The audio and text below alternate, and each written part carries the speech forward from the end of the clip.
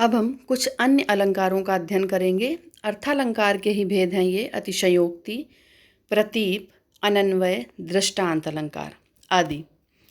इनके परिभाषा के साथ साथ हम उदाहरणों के द्वारा इन्हें समझेंगे।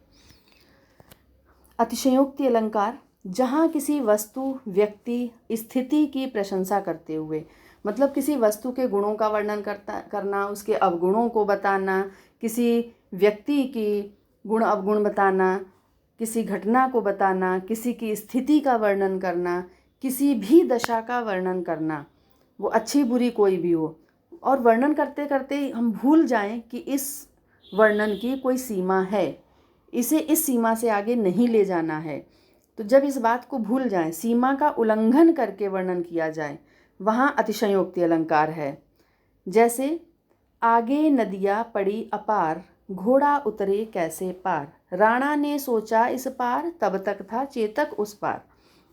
राणा प्रताप नदी पार करनी थी युद्ध के समय, और उन्होंने सोच रहे थे खड़े खड़े कि ये अपार नदी है, विशाल नदी है, घोड़ा कैसे इसे पार होगा। जब तक वो सोच रहे थे तब तक चेतक नदी पार कर गया।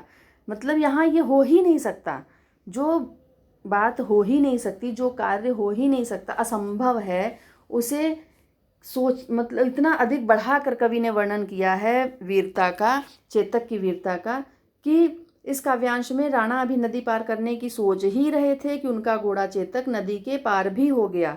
यहाँ चेतक के वेग, चेतक की जो गति है दौड़ने की, उस गति के विषय में इतना अधिक बढ़ा चढ़ाकर कहने से अतिशयोक्ति अलंकार है यहाँ पर। तो इसी प्रकार जहाँ बढ़ा चढ़ाकर वर्णन होता है वहाँ अतिशयोक्ति अलंकार कहा जाता है। इसके बाद अगला अनन्वय अलंकार। अनन्वय, न अन्वय, जिसके समान दूसरा ना हो।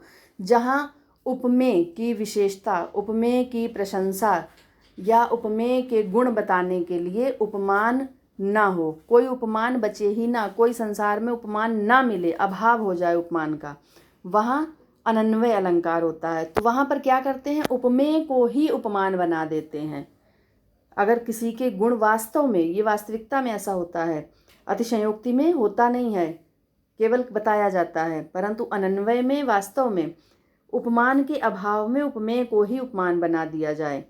उपमेय श्रेष्ठ हो इतना अधिक कि उपमान ना मिले तो उसे ही उपमान बना दिया जाए। जैसे राम से राम सियासी, सिया सिर मोरे, विरंच विचार सांवरे, कि विरंजी ब्रह्मा ने विचार कर संवारे हैं दोनों को इस प्रकार से बनाया है कि राम से राम, राम यहाँ पर उपमेय और राम ही उपमान, सियासी सिया, दोनों के समान संसार में कोई उपमान नहीं मिला, तो कवि ने उसी को उपमान बना दिया, उपमेय को ही उपमान बना दिया। इसलिए जैसे भारत के सम भारत है। तो ये सारे उदाहरण क्या हैं, अनन्वय अलंकार के हैं। अब है प्रतीप अलंकार। प्रतीप उपमा का उल्टा कह सकते हैं हम इसको। उपमा में क्या था शुरू में, उपमा अलंकार में उपमेय और उपमान में साधारण गुण धर्म के आधार पर तुलना बताई जाती है, समानता बताई जाती है। उपमेय में, उपमा अलंकार में उपमेय से उपमान श्रेष्ठ होता है, परंतु प्रतीप में उल्टा है। प्रतीप में उपमान को उपमेय और उपमेय को उपमान बना देते हैं। कैसे करते हैं कि जो उपमेय है उसे अधिक श्रेष्ठ मान लेते हैं और उपमान को कम श्रेष्ठ। उपमेय को उपमान और उपमान को उपमेय। वहाँ प्रतीप अलंकार है। उपमा अलंकार की विपरीत स्थिति। उदाहरण, उसी तपस्वी से लंबे थे देवदारू दो चार खड़े। तपस्वी से, तपस्वी के समान लंबे, देवदार के वृक्षों को तपस्वी के समान। अगर उपमा अलंकार यहाँ होता तो क्या कहा जाता है कि देवदारू उसी तपस्वी देवदारू के समान थे, ये कहा जाता। परंतु यहाँ कवि ने क्या कहा है, तपस्वी के समान देवदार थे।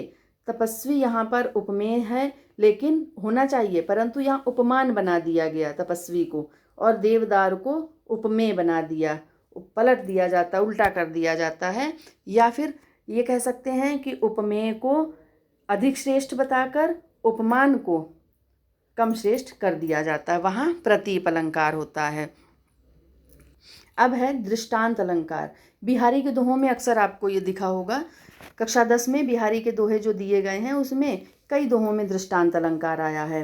उपमेय एवं उपमान के साधारण धर्म में भिन्नता होने पर भी बिंब प्रतिबिंब भाव से कथन करने को दृष्टांत अलंकार कहते हैं। या इसे हम साधारण शब्दों में कहें तो दृष्टांत अलंकार के अंतर्गत पहले एक बात कही जाती है, फिर उसी बात को स्पष्ट करने के लिए उससे मिलती जुलती बात कही जाती है। मतलब अपनी बात को कहा जाता है, जैसे दुसह दुराज प्रजान को क्यों न हो तो दुखदंड, ये कहा बिहारी ने। उसके बाद अगली पंक्ति में कह दिया मिलिमावस रवि चंद्रमा।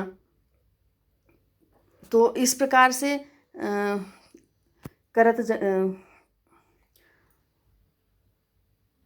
यहाँ उदाहरण जो दिया उसे देखते हैं। परी प्रेम नंदलाल के मोह न भावत जोग।